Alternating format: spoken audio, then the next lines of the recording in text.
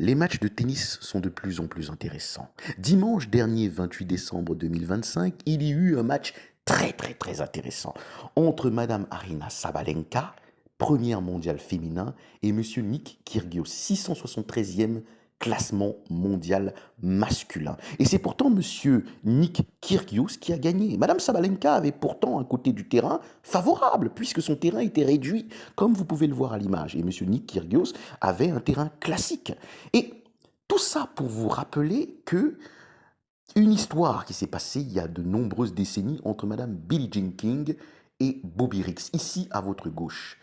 Mais ce que l'histoire oublie de vous dire, c'est que M. Bobby Riggs était en retraite à cette époque-là. Il avait 56 ans et Madame Billie Jean King, qui était toujours en activité, avait, elle, 29 ans.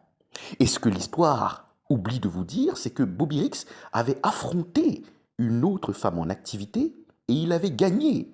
L'histoire n'a retenu que le moment où Madame Billie Jean King l'a battu.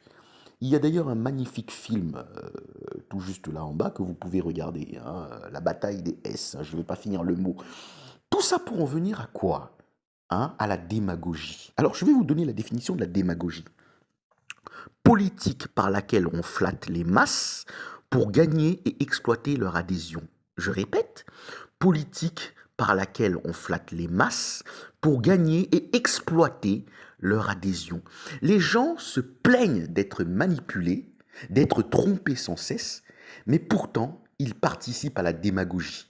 Regardez les commentaires concernant Madame X. Allez regarder les commentaires de football féminin. Et vous allez vous rendre compte qu'il y a des gens qui disent oui, le football féminin est mieux que le football masculin, que les joueuses simulent moins et font moins de fautes, hein, ou ne font pas de fautes du tout.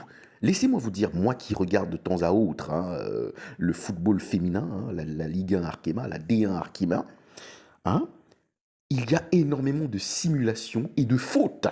Donc, il faut arrêter de dire n'importe quoi aux gens pour les manipuler et leur faire croire certaines choses au lieu de leur dire la vérité.